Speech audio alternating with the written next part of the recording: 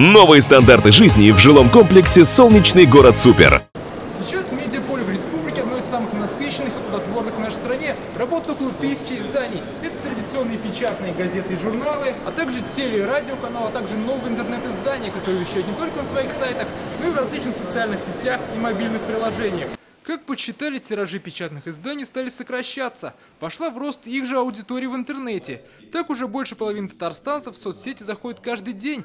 При этом телевидение продолжает удерживать внимание. По замерам IP-подписчиков Таттелекома различные телеканалы смотрят 3/4 семей Татарстана. И здесь лидирующая доля у ТНВ. Следом идут федеральные каналы. Мы видим, что люди продолжают смотреть телевидение, и это говорит о том, что надо не бояться экспериментировать и думать дальше вперед, заглядывать и создавать новые продукты и дальше развиваться. И все это медийное поле ждет большая перезагрузка, она уже началась. Сейчас меняется вообще модель потребления информации. Мы живем в эпоху поколения сторис, а впереди нас ждет поколение ТикТока. И мы, в первую очередь, традиционные СМИ, должны об этом задуматься. Так, новый эксперимент призван поднять продажи печатных изданий. На смену сокращающимся киоскам придут терминалы, фандоматы.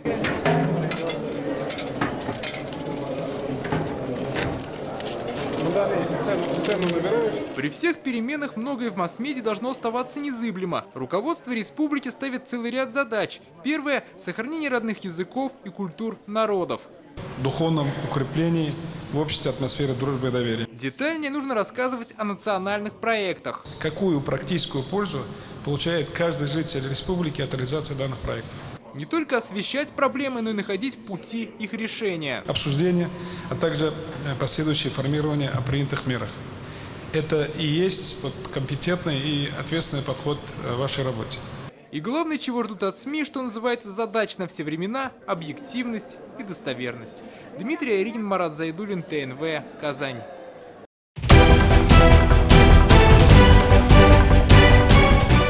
Все новости дня, выпуски программы «Новости Татарстана», программы и фильмы на сайте tnv.ru и на YouTube-канале ТНВ.